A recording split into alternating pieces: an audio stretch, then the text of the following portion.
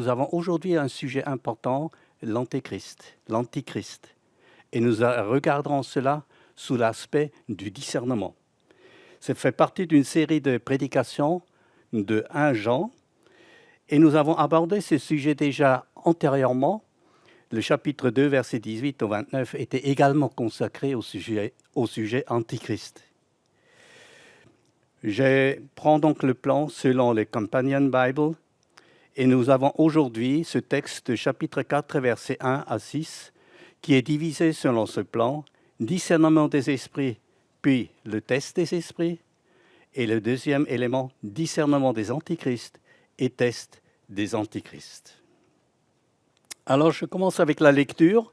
Bien-aimés, n'ajoutez pas foi à tout esprit, mais éprouvez les esprits pour savoir s'ils sont de Dieu, car plusieurs faux prophètes sont venus dans le monde. Je suis persuadé, lorsqu'on lit ce premier verset, on n'est pas tout à fait sûr de comment faut-il comprendre ce texte. Alors j'ai cherché des traductions qui étaient un petit peu plus faciles à comprendre. J'en ai trouvé une en allemand, que je vais bien sûr pas vous présenter telle quelle, mais je suis allé sur deeple.com. J'ai fait la traduction donc d'une Bible dynamique allemande. Et ça donne ça. Chers amis, ne croyez pas tous ceux qui prétendent que leur message leur a été inspiré par l'Esprit de Dieu, mais vérifiez ce qu'ils disent, si ce qu'ils disent vient vraiment de Dieu.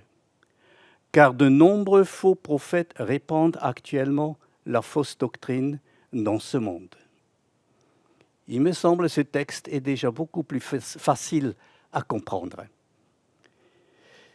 Donc, quand on parle de l'esprit, ici, il s'agirait de cet esprit qui inspire les personnes à parler, à prendre la parole. Le verset 2, « Reconnaissez à ceci l'Esprit de Dieu, tout esprit qui confesse Jésus-Christ est venu en chair est de Dieu. » Et la traduction de la Bible allemande nous donne ceci. « Vous pouvez reconnaître à ceci si quelqu'un invoque à juste titre l'Esprit de Dieu. Celui qui confesse que Jésus-Christ est devenu un homme de chair et de sang a l'Esprit qui vient de Dieu. » Le verset 3, « Et tout esprit qui ne confesse pas Jésus n'est pas de Dieu. C'est celui de l'Antichrist dont vous avez appris la venue et qui maintenant est déjà dans le monde. » Et ça donne, d'après la Bible allemande, « Celui qui ne confesse pas Jésus n'a pas l'esprit qui vient de Dieu. C'est plutôt l'esprit de l'Antichrist qui parle en lui. Vous avez entendu dire que cet esprit de mensonge viendrait dans le monde. Et il est déjà là. » La suite est plus facile. « Vous, petits enfants, vous êtes Dieu et vous les avez vaincus, parce que celui qui est en vous est plus grand que celui qui est dans le monde. Eux, ils sont du monde. C'est pourquoi ils parlent d'après le monde et le monde les écoute. Nous sommes de Dieu. Celui qui connaît Dieu nous écoute. Celui qui n'est pas de Dieu ne nous écoute pas. C'est par là que nous connaissons l'esprit de la vérité et l'esprit de l'erreur. » Et j'ai indiqué aussi la référence, chapitre 2, versets 18 au 29. C'était la première prédication sur les antichrists. Et en lisant ce texte-là, on comprend bien, il s'agit de discerner les esprits, les faux prophètes, les antichrists. C'est ça qui est au centre de ce texte. Et on pourrait bien ajouter encore un deuxième élément important. Qui peut prétendre être chrétien? Donc on voit bien dans ce texte, il y a une séparation entre celui qui appartient au Christ et celui qui n'appartient pas au Christ. Donc, un élément important, c'est le discernement. Et cela est indispensable. Et c'est déjà dans l'Ancien Testament, ça commence avec les discernements. Si vous entendez un prophète qui parle et ses paroles s'accomplissent, ne le croyez pas tout de suite. Si jamais il annonce d'autres dieux, c'est un faux prophète. Vérifiez bien.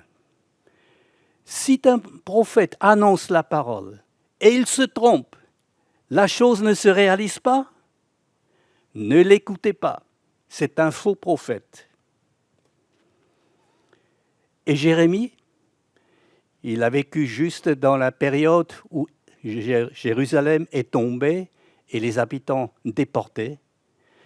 Il y avait des faux prophètes qui annonçaient non, non, non, Jérusalem résistera, vaincra, et les déportés vont revenir de la déportation et on va de nouveau vivre en gloire.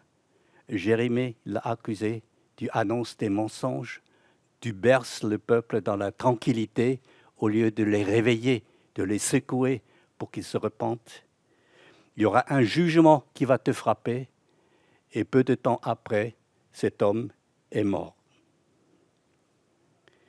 Jésus lui-même a annoncé, il y aura un temps où certaines personnes prétendent être le Christ revenu sur terre, d'autres annoncent que le Christ est revenu sur terre. Ils font des miracles, des prodigues. C'est impressionnant. Ne les écoutez pas. Parce que si Jésus revient, il est visible de partout. C'est un événement global sur toute la terre. Vous ne pourrez jamais être invité à aller le regarder. Vous le verrez de toute façon.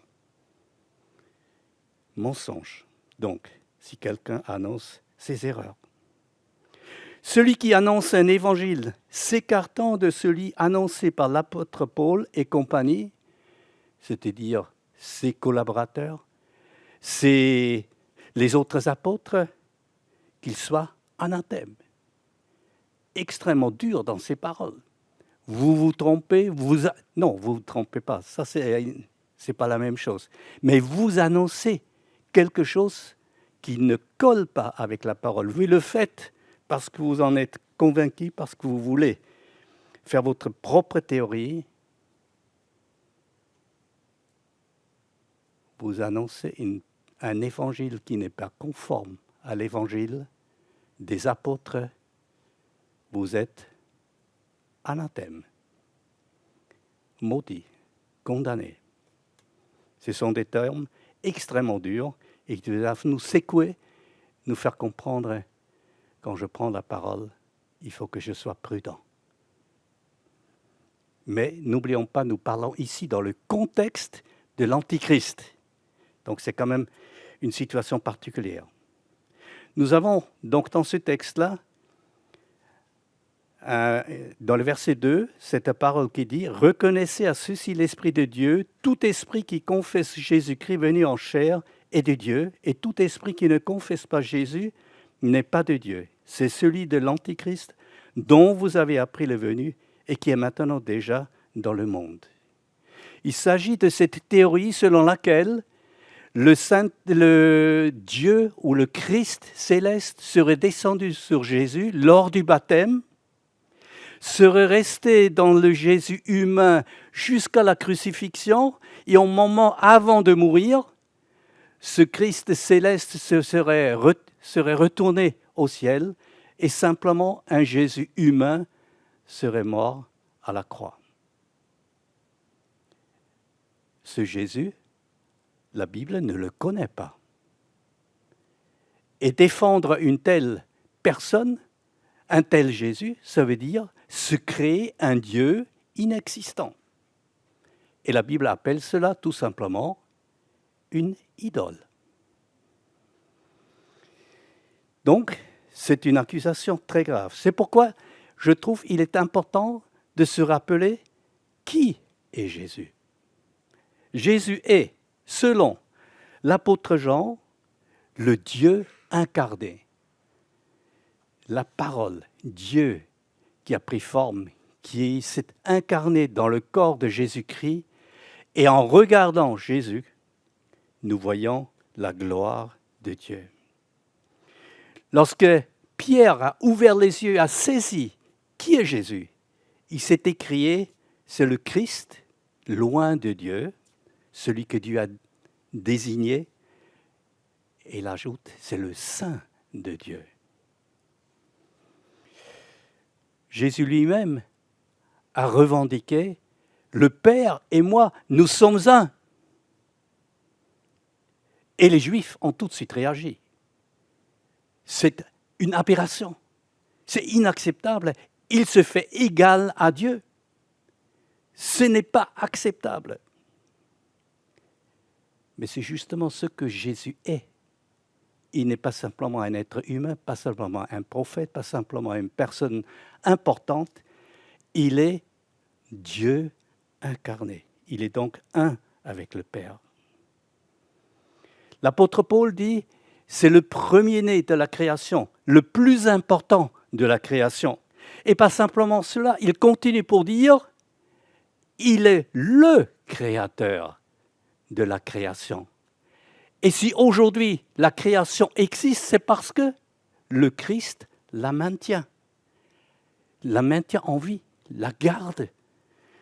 Si Jésus retenait sa main, en quelque sorte, tout s'écroulerait. L'apôtre Paul confirme ce que l'apôtre Jean avait déjà dit. En Jésus-Christ habite toute la plénitude de Dieu. Il est habité par la plénitude de la divinité, comme ça c'est écrit dans ma traduction. Et un auteur inconnu, en Hébreux, chapitre 1er, verset 3, dit « Jésus-Christ est le reflet de la gloire de Dieu ». Ce n'est pas comme nous sommes faits à l'image de Dieu. Ce n'est pas ça. Jésus est le reflet de la gloire de Dieu. Lorsque je regarde Jésus, je vois Dieu. C'est une différence énorme. Il est Dieu, Jésus est Dieu. En le regardant, en me tournant vers lui, je vois Dieu. Et le texte continue. Jésus soutient tout par sa parole puissante. Et il confirme la parole que déjà l'apôtre Paul avait dit. Il a fait la création et il la soutient. Et l'apôtre Jean ajoute encore, Jésus-Christ est le véritable, le Dieu véritable. Il n'y a pas de discussion. Le Jésus humain et le Jésus Dieu, le Christ Dieu. Il est donc important de garder à l'esprit l'intégrité de Jésus-Christ, humain à 100%, Dieu à 100%. Ce n'était pas le cas pour les antichrists. Ils se forgeaient un Dieu d'après leurs propres idées.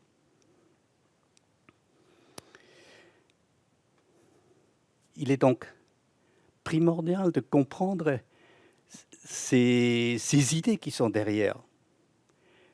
Dès le début, dès le premier couple, Adam et Ève, la séduction est entrée dans le monde. Lorsque le serpent s'adresse à Adam et Ève, il dit, ce Dieu que vous servez, c'est un Dieu qui vous prive de plein de choses. C'est pourquoi il y a des interdictions. Ce Dieu est un menteur parce que vous n'allez pas mourir. Ne le croyez pas. Et le serpent ajoute, ce Dieu n'est pas exclusif parce qu'en mangeant, vous pouvez être comme Dieu. Et vous comprenez, avec une telle image, ce n'est plus de Dieu qu'on parle. Le serpent a tout simplement construit une idole. Et Adam et Ève ont tout simplement gobé et ils ont se tourné vers une idole et non pas vers le vrai Dieu.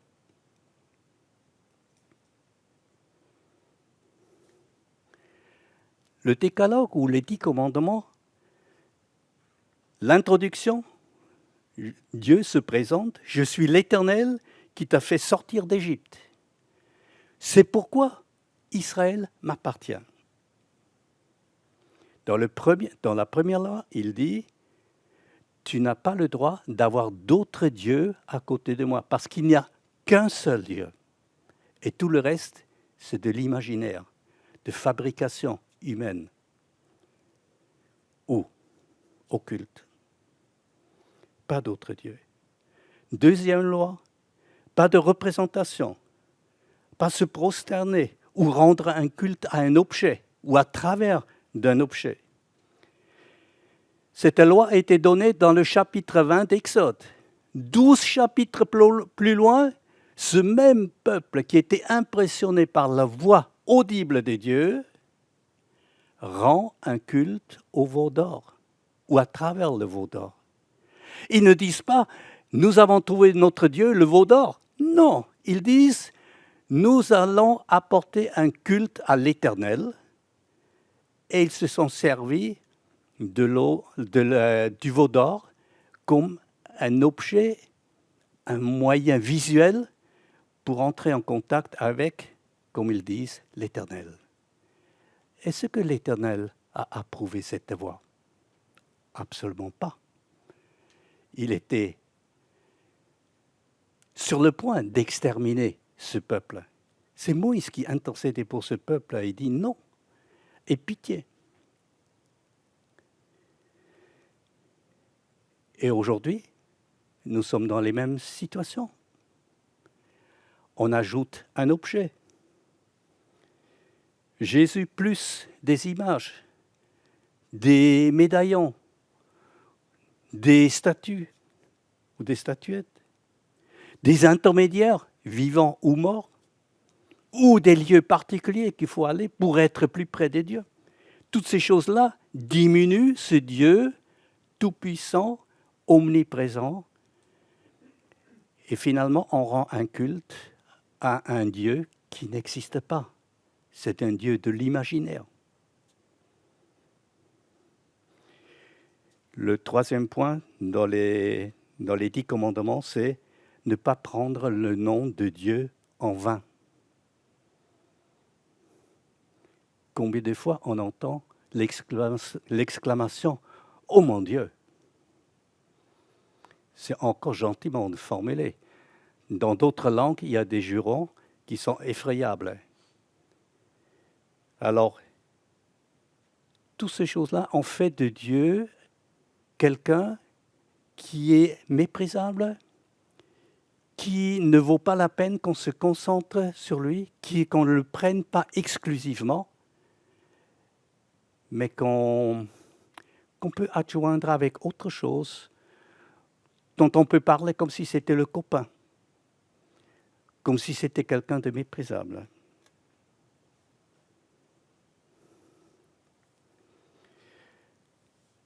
Alors maintenant, au deuxième point, le discernement des antichrists. Vous, petits enfants, vous êtes Dieu, et vous les avez vaincus parce que celui qui est en vous est plus grand que celui qui est dans le monde. Le chrétien, l'enfant de Dieu, est associé à Dieu, et il est du côté du vainqueur. Rien et personne ne peut s'opposer à Dieu. Et le texte nous dit, vous les avez vaincus, ça veut dire les antichrists. Eux, ils sont du monde. C'est pourquoi ils parlent d'après le monde et le monde les écoute. Nous sommes de Dieu. Celui qui connaît Dieu nous écoute. Celui qui n'est pas de Dieu ne nous écoute pas. C'est par là que nous connaissons l'esprit de vérité et l'esprit de l'erreur. Il faut peut-être juste une petite explication du monde. Dans le chapitre 2 de 1 Jean, nous lisons « N'aimez point le monde, ni les choses qui sont dans le monde. Si quelqu'un aime le monde, l'amour du Père n'est point en lui. Car tout ce qui est dans le monde, la convoitise de la chair, la convoitise des yeux et l'orgueil de la vie, ne vient point du Père, mais vient du monde. Et le monde passe, et sa convoitise aussi. Mais celui qui fait la volonté de Dieu demeure éternellement. » Le monde est donc tout ce qui est contraire à Dieu, qui est éphémère, qui est passager et qui ne vaut pas la peine de s'attarder.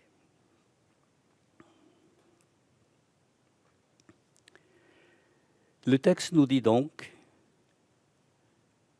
dans le verset 5, « Eux, ils sont du monde. C'est pourquoi ils parlent d'après le monde, et le monde les écoute.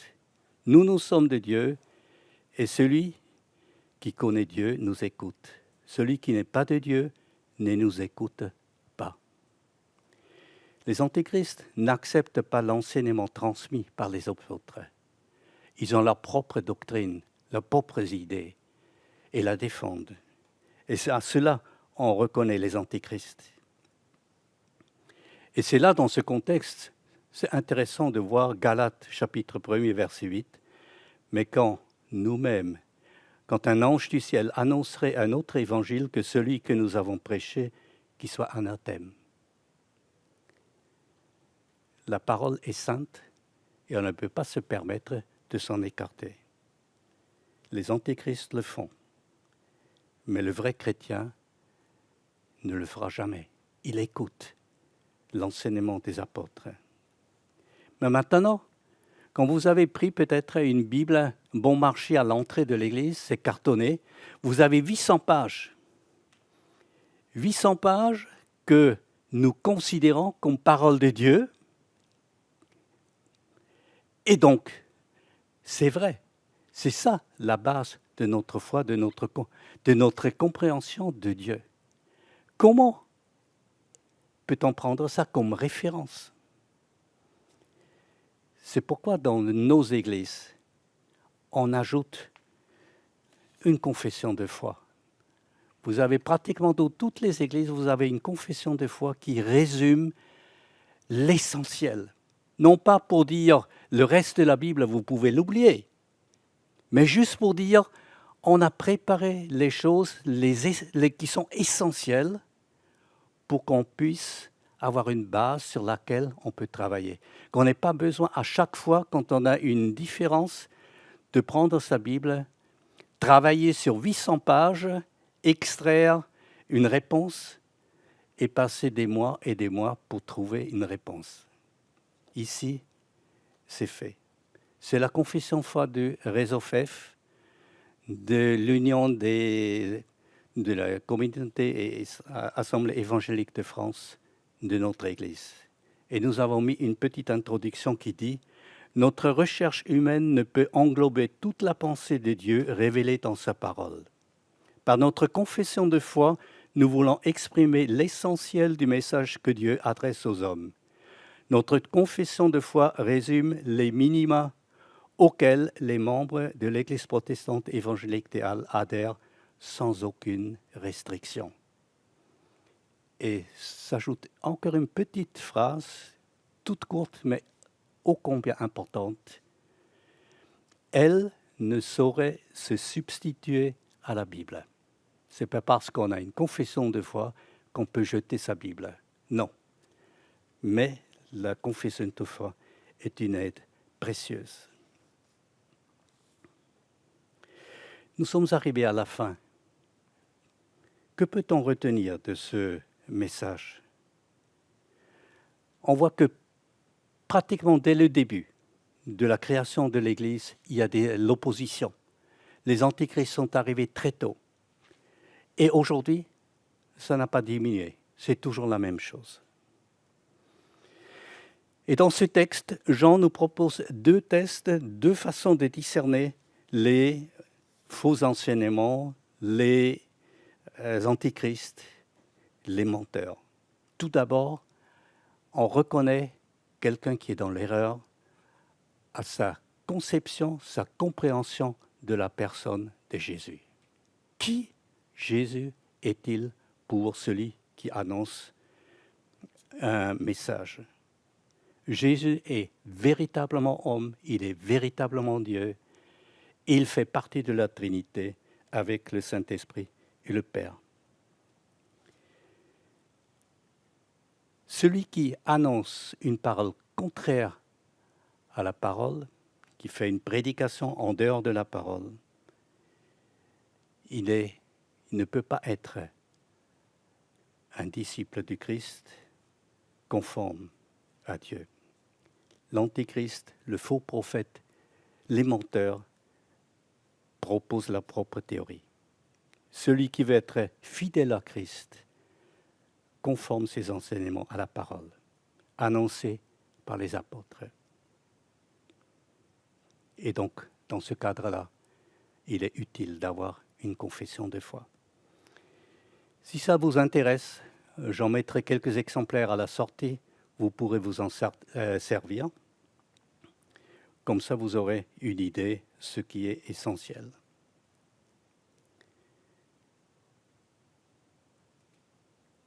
Le Christ est mort pour les siens, pour que nous soyons à tout jamais les enfants de Dieu. Et parce que nous sommes les enfants de Dieu, nous sommes gardés et protégés. Nous allons plonger nos regards dans la parole de Dieu, être encouragés, fortifiés pour le suivre, pour être obéissants et pour vaincre toutes les tentations qui se présentent à nous, pour la gloire et pour l'honneur de Dieu. Amen.